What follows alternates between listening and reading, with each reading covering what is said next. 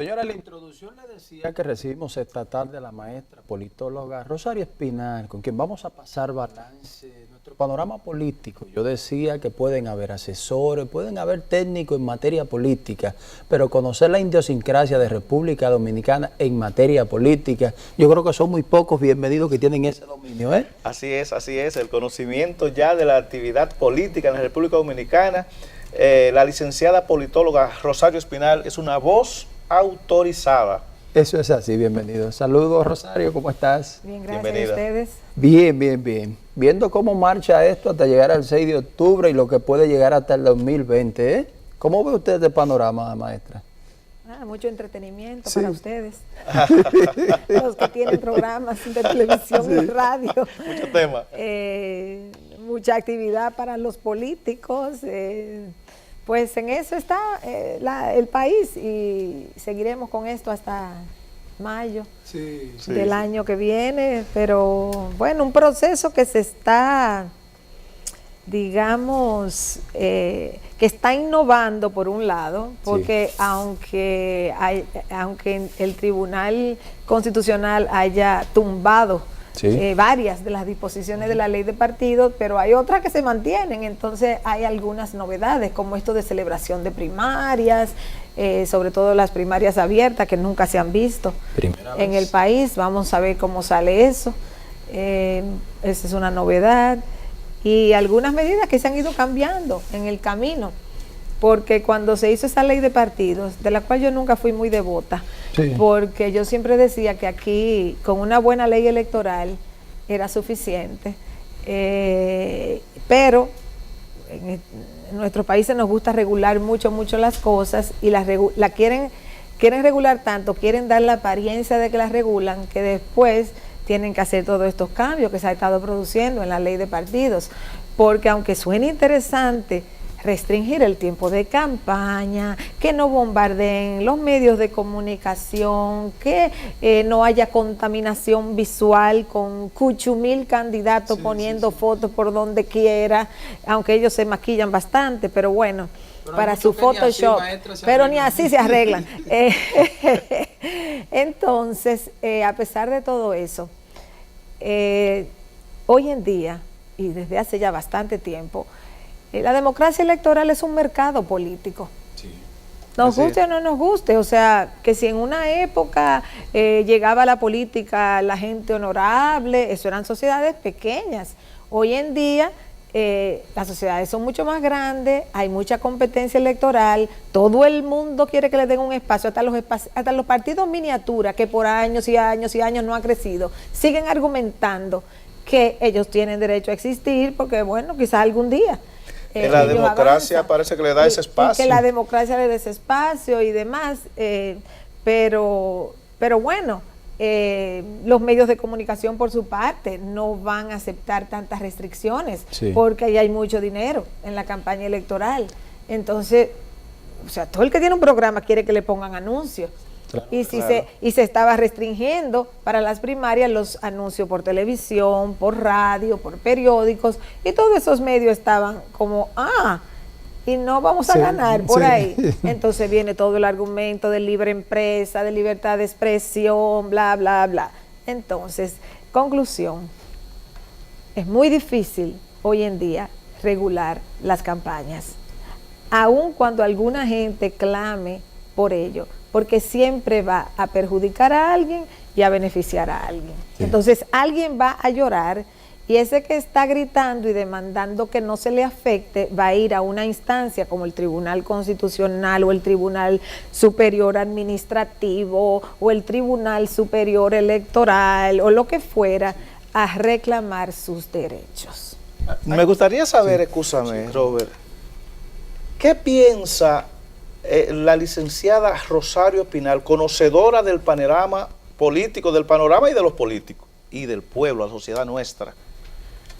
Hemos visto o vimos cómo esta ley de partido político y la acompañada de la ley de las promociones, etcétera, en el Congreso se quiso hacer la ley posible, pero hemos visto que el Constitucional y el Superior Electoral incluso han tenido que estar como remendando, poniendo respuesta, quitando, y acomodando a requerimientos de parte.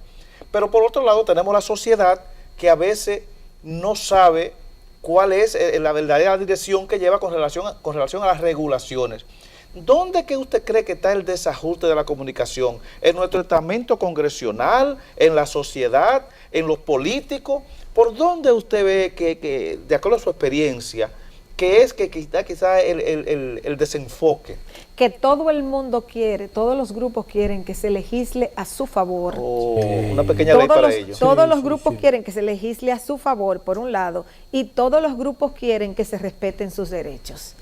Entonces, cuando todos quieren que se respeten sus derechos y todos quieren que se regule a su favor, y nadie quiere entender que hay que poner algunos límites para una mejor convivencia, entonces vamos a tener esta situación.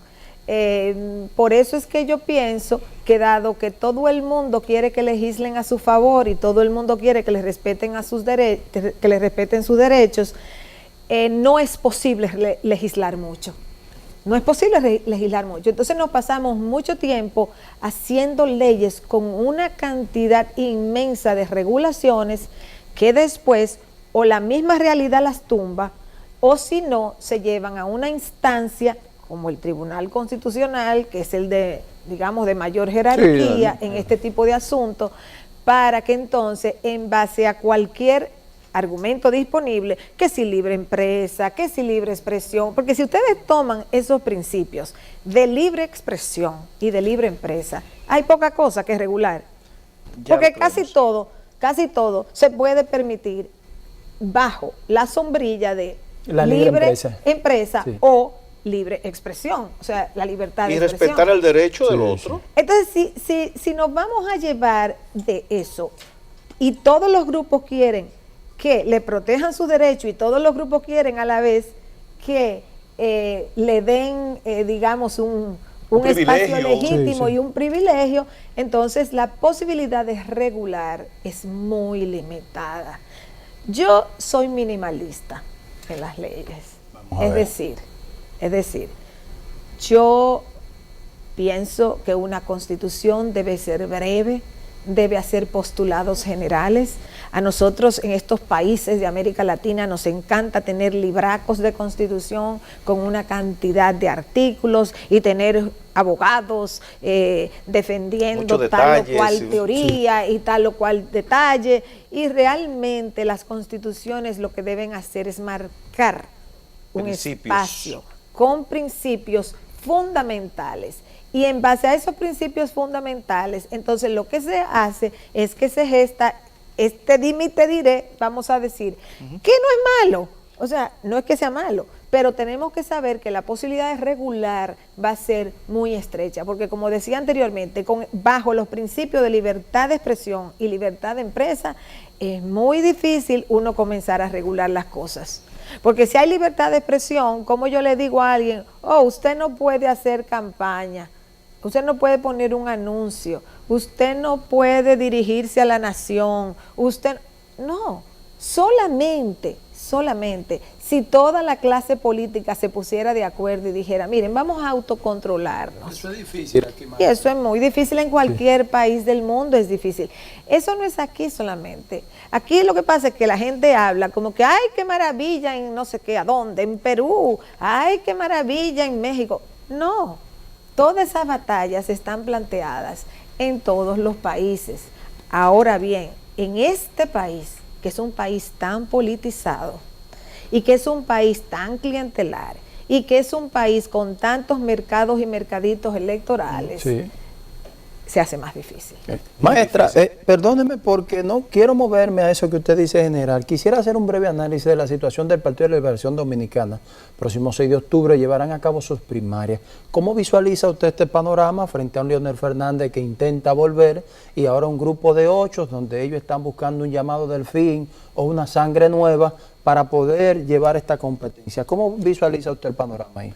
Sí, lo que hay en el PLD ahora es lo que yo llamo unas preprimarias. Del lado del danilismo, donde hay 8 personas compitiendo, que serán medidas con 3 encuestas a principios de este próximo mes de septiembre, para ver quién de ellos va a representar el danilismo. El reto que ellos tienen es el siguiente, o son los siguientes. Uno, escoger la mejor persona que pueda competir, primero con Leonel Fernández y después con quien salga candidato del PRM en las elecciones generales.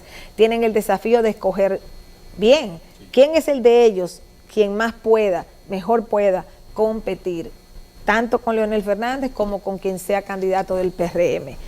Y el segundo reto que tienen es cómo salir unidos de esta contienda. Las contiendas generan fraccionamiento, disgustos, heridas, molestias. disgustos, molestias, como tú dices. O sea, las contiendas son difíciles.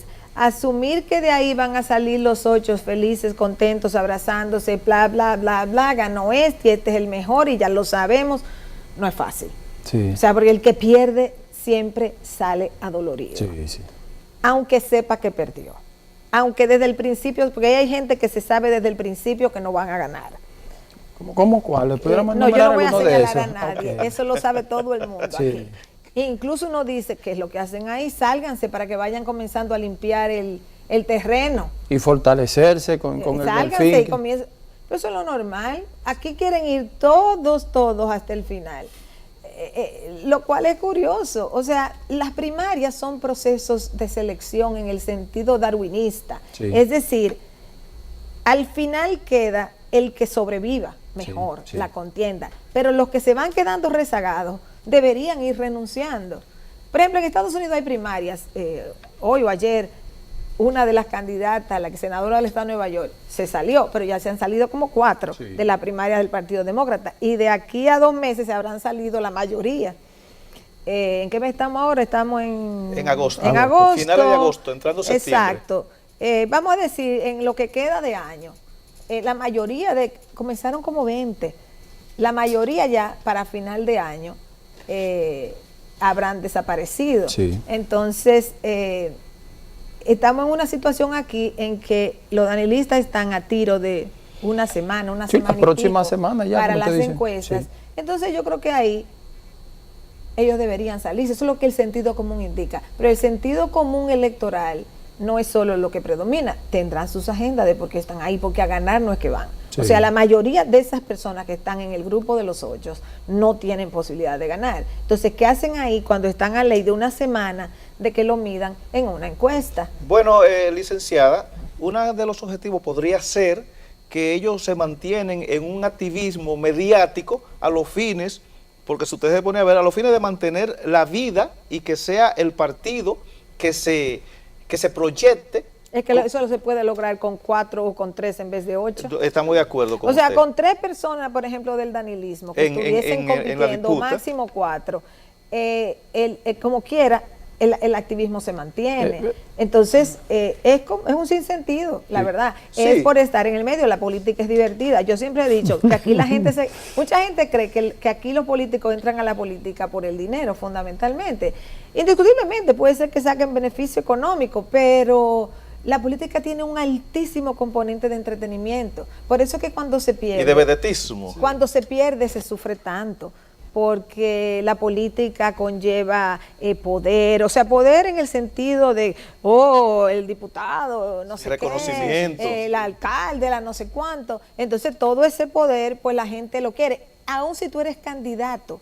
O sea, hay personas que han sido candidatos a un puesto electivo de un partido pequeñito que no tenían posibilidad de nada, pero el título de que ha sido candidato a alcalde o a senador o a diputado, yo no sé, cogen como un estatus, yo me quedo como sorprendida, y yo digo, ¿y qué fue lo que pasó? Entonces el estatus de ser candidato parece que gusta mucho aquí. Este es un país muy politizado y eso es bueno, o sea, yo no estoy diciendo que eso es malo. Lo que pasa es que a veces hay demasiados candidatos. Por ejemplo, en las elecciones pasadas del 2016 habían como 24, en total eran como, creo que como 24,000 y pico de candidatos. Ahora para 4,000, todavía no sabemos cuántos candidatos finalmente, porque va a depender cuántos partidos lleven candidatos en total por su cuenta, digamos. Pero eran como 24 y pico de candidatos para 4,100 más o menos posiciones, es decir, estamos en promedio 6 por 4, estamos hablando en promedio A de 5 por muerto. de 6 candidatos. Yo no estoy hablando de precandidatos, no de primaria, Candidato. de Candidato elecciones como en el tal. 2016. En Por promedio, posición. 6 candidatos por posición. Eso es mucho. Eso es mucho. Eso es mucho. Una de las razones por la cual el PLD tiene tanto tiempo en el poder es porque hay demasiada fragmentación del sistema partidario. Hay gente que considera que eso es bueno, que eso es democracia, que eso es expresión de la vida democrática, que hay que darle chance a todo el mundo. Chévere, chévere, chévere. Ok. Esa es una línea de argumentación. Sí. Pero por otro lado, hay una matemática electoral. Ganan los que sacan más votos. Sí. Entonces, si hay un partido en el poder y en la oposición hay 4 compitiendo, el voto opositor se divide. Y si el voto opositor se divide, le da ganancia de causa al que lleva el mayor número de votos. Es simple, es matemática Y el que está en el electoral. poder también, si se divide, También. puede unificar por otro lado. Totalmente, totalmente. Si se divide un partido en el poder, pues eso le va a dar ganancia de causa a quien sea la principal opción en la oposición. Sí. O se va a repartir por ahí y como quiera el que está en el poder sale ganando. O sea, por ejemplo, un partido en el poder puede sufrir una cierta fragmentación o un cierto debilitamiento, pero si también se sigue fragmentando la oposición, si no se consolida, si no se concentra el voto opositor, pues le da ganancia al que está arriba. Entonces, simple matemática, pero aquí hay mucha gente que no entiende algo tan básico como eso. Sin Porque embargo- usted cree, perdóname bien, ¿qué usted cree que ha sido lo que ha incidido? En el caso, recordamos aquella división de un PRD para un PRM, ahora vemos que algunos rumores, pero vemos que en un grupo, un frente amplio no logra consolidarse. ¿Qué usted cree que ha sido el problema de que esas fuerzas no puedan unificarse, como bien usted dice, para competir fuertemente frente a un PLD? ¿Qué es lo que pasa en sí? ¿La oposición te Sí. refieres? Que la oposición es un ensamblaje de cosas diferentes. O sea, ¿qué es el PRM? Un nacimiento del PRD. Eso es un desprendimiento. Es un desprendimiento de un del desprendimiento. PRD. Sí, Sí. así es. Entonces, aquí hay fuerzas que hoy en día están en la oposición que no quieren saber ni del PRD ni de su nuevo engendro, que es el PRM. sí. Por ejemplo, aquí hay partidos que no tienen, nunca han tenido así un vínculo con ese sector. Eso por un lado. Por otro lado, están en la oposición actualmente Sí. partidos pequeños que fueron parte de la alianza con el PLD Sí. y se salieron. Ujú. Entonces, esa gente más bien apuesta a ver si el candidato del PLD que ellos apoyan vuelve. Entonces, ellos no pueden ser oposición. Esos Porque pequeños son como Fopredón, esos grupos que se han unificado por ahí. ejemplo, aquí está la Fuerza Nacional Progresista, Sí. el PQDC, el PUN, todos fueron parte de la Sí, sí, alianza claro que sí. con el PLD en los gobiernos de Leonel Fernández, y incluso la ADP, Sí, claro perdón, que sí. la APD. La APD. Todos esos partidos eran parte de la alianza PLD y están fuera ahora. Sí. Entonces son semi-PLD, o sea, son medio PLD, Sí, sí. aunque están fuera ahora mismo. Esa es otra situación. Luego están los partidos, digamos, que enarbolan la anticorrupción o que se consideran nuevas opciones democráticas, que no quieren nada, no se quieren relacionar con la contaminación de la política, sí, ni sí. con el PLD, ni con el PRM, ni con aquellos, ni con... Entonces, bueno, hay otra franja que es como, aquí estamos por nuestra cuenta. Lo que predomina en todos ellos es la idea de que de alguna manera cada uno piensa que va a ser, que va a emerger y que va a lograr los votos suficientes o que se va a montar en una coalición y en una alianza. Entonces aquí no hay ahora mismo una oposición fuerte, consolidada, y los meses van pasando. Tenemos que hacer una pausa bien, vamos a darle la pregunta para que la tengamos ahí al retorno. Sí, dale. Bueno, pero lo que pasa es que es un poquito amplia. Vamos a hacerla en el retorno Sí.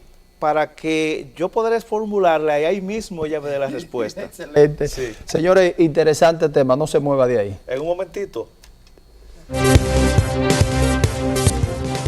Bienvenido, ya está elaborada tu pregunta, vamos a ver. No, está pensada. Vamos a Voy ver. a comenzar a elaborar. Vamos a ver. Mire, licenciada, hubo una vez un candidato hace un tiempito más o menos que dijo que si las matemáticas aún conservan su valor, 2 son más que 1. Ese mismo juicio se puede utilizar en la lógica que veníamos planteando de que también la mitad de 1 no es un entero. Entonces, en esta etapa de fraccionamiento y en esta cultura, porque hemos visto que es una cultura de fraccionamiento, muchas personas no tienen ni la mitad ni uno completo, sino que hacen una pequeña parcelita para luego sumar a donde ellos entienden que puedan hacer mejor o tener mejores beneficios, grupales o personales. Entonces, bajo esa lógica, el divide y vencerá puede constituirse solamente en un elemento, divide o suma. Entonces, en ese orden, ¿cuál usted cree que es la perspectiva en el actual sistema de fraccionamiento de los partidos políticos? Que lo que ha habido aquí digamos no se ha podido salir de eso, y esa lógica está predominando mucho, es por un lado una dispersión de las fuerzas políticas, pero por otro lado una concentración, una altísima concentración del voto. O sea, lo que los dominicanos hacen es votar por las dos principales opciones. Desde el 78 para acá, más del 90% en todas las elecciones, y en la mayoría más del 94% del electorado, de la gente que va y vota, ha votado por una de las dos principales opciones. O sea, los dominicanos van y votan por las dos opciones principales. Si hay muchos partiditos, hay como 27 o 28 por ahí, no sé, en la Junta ahora mismo. Entonces, ¿qué pasa? La mayoría de esos partidos lo que hacen es unirse a uno de esos. ¿A quién se une un partido pequeño? Su primera opción es al que va a ganar. Sí. Si no logra entrar por X razón en la coalición que se perfila ganadora, va a tratar de entrar en la otra coalición. Bueno, y muchos hacen eso. La inmensa mayoría hace eso. Pero siempre está quedando aquí un remanente de 4 o 5 partidos que deciden ir solos.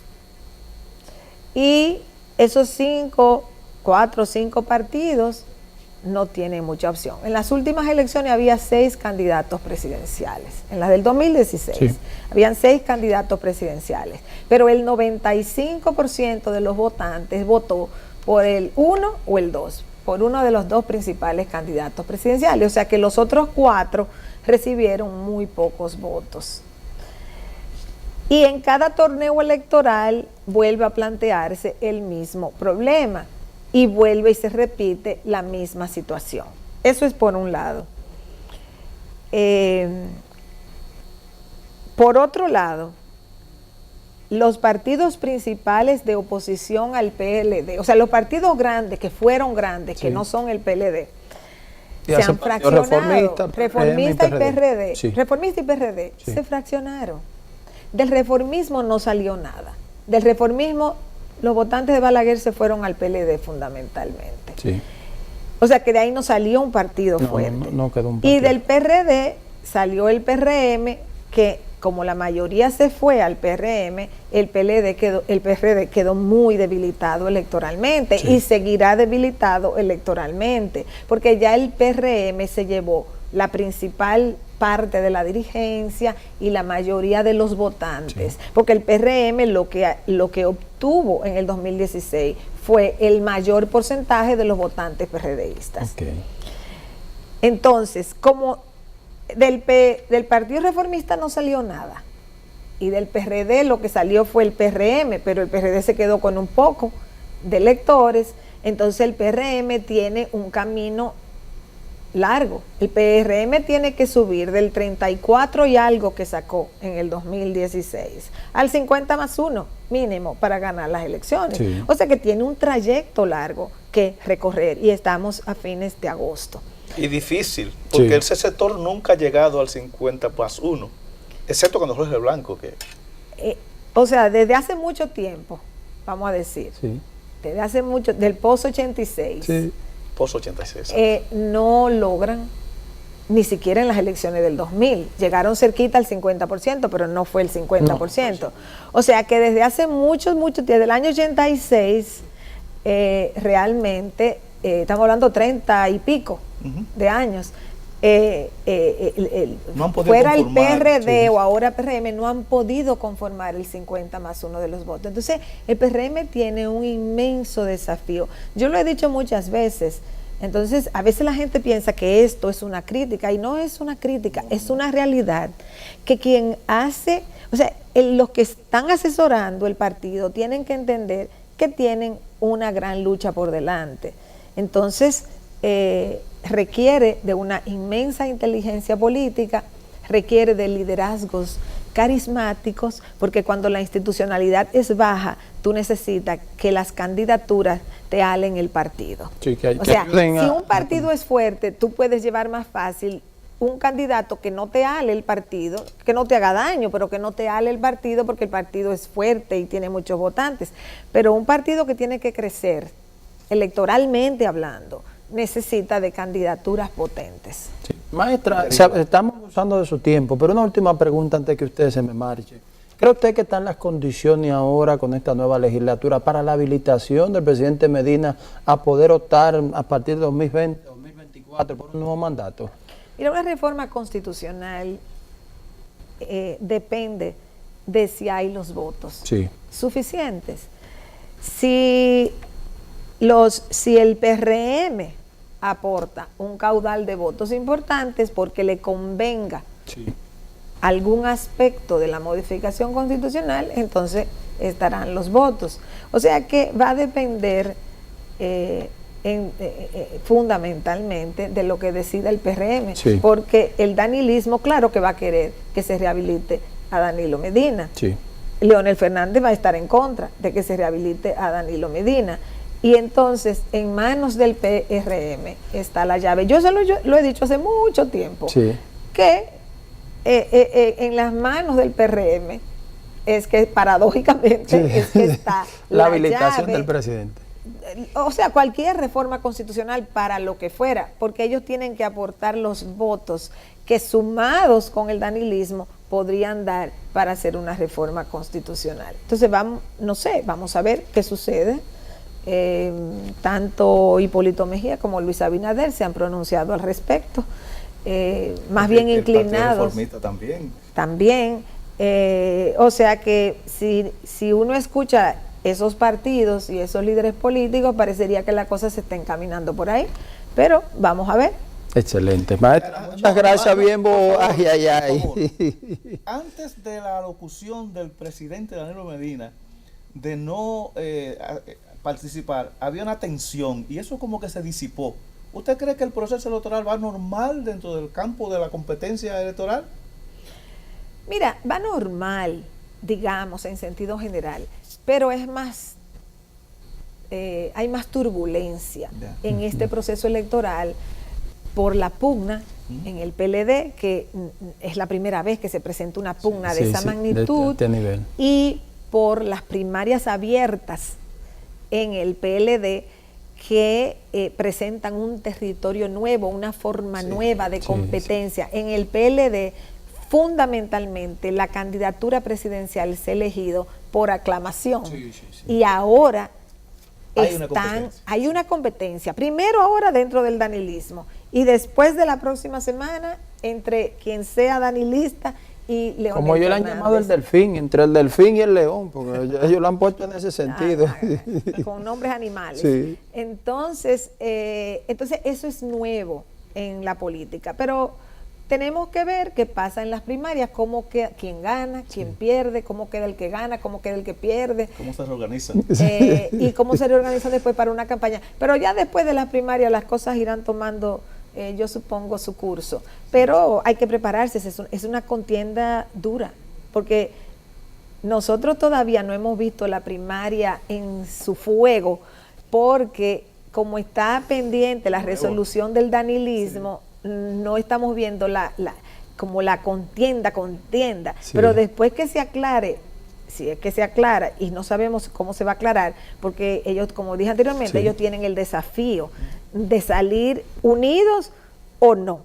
y si no salen unidos, eso va a tener consecuencias. Si salen unidos, eso va a tener otras consecuencias. Entonces tenemos que esperar. Y luego viene ya vamos a decir, el proceso de primarias durante todo un mes, en donde también tenemos que esperar a ver quién gana. Sí. Si gana Leonel Fernández o si gana el danilista. Es todo un tema. Gracias. Sí. Gracias, licenciado. Hay incertidumbre. Sí, bastante. Mire, es un tema que hasta uno visualizar ese panorama es bastante difícil. Eso es por así. eso yo digo, hay que dejar que el tiempo avance, con calma. Eso es así. Maestra, a usted las gracias por la distinción y su tiempo aquí con nosotros. Esperar que más adelante, a medida que vaya avanzando la agenda y este panorama, tenerla nuevamente por aquí. Si nos puede distinguir con su presencia nuevamente. Excelente. Señor, interesante conversación. Venimos ya con la parte final de este espacio enfocado. La maestra Rosario Espinar. Mucho de qué hablar y mucho para anotar. Atención digitales que tienen titulares ahí. Nos vemos en breve. En un momentito.